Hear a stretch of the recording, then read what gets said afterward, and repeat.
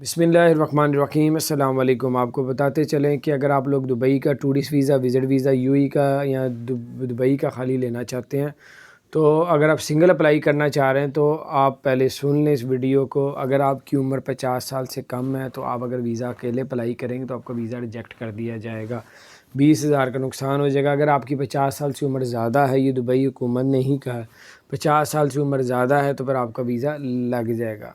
तो इसी तरह अगर लड़की की उम्र 22 साल से ऊपर है तो उसका वीज़ा लग जाएगा, 22 साल से नीचे है तो उसका वीज़ा रिजेक्ट कर दिया जाएगा।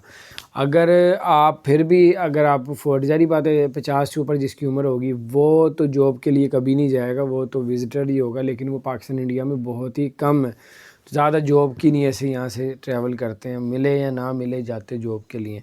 तो बहरहाल आपको अगर फिर भी जॉब के लिए जाना है तो फैमिली के साथ अप्लाई करें, माँ बाप के साथ अप्लाई करें।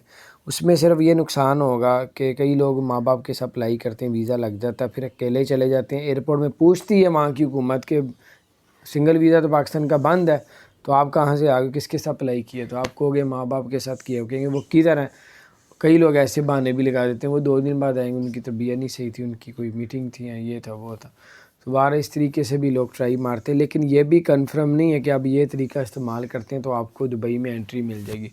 मे भी इसमें काफ़ी परसेंट 50% चांस है कि आपको डिपोर्ट कर दिया जाए। तो ये कुछ अपडेट्स थी, और अगर फैमिली के साथ अप्लाई करेंगे तो फिर तो बहुत आसानी से आपका वीज़ा लग सकता है। और फैमिली के साथ आप अगर जाते हैं तो अगर आप टूरिस्ट वीज़ा, विज़िट वीज़ा पे उधर जाते हैं, आपको अगर जॉब मिल जाती है तो फिर आप जो है उसमें अपना रेजिडेंट परमिट में तब्दील करवा सकते हैं। ये कुछ अपडेट थी, मैंने कहा आपके साथ शेयर करूं। अपने दोस्तों के साथ भी इस वीडियो को शेयर करें और अपना ख्याल रखें। अस्सलाम वालेकुम।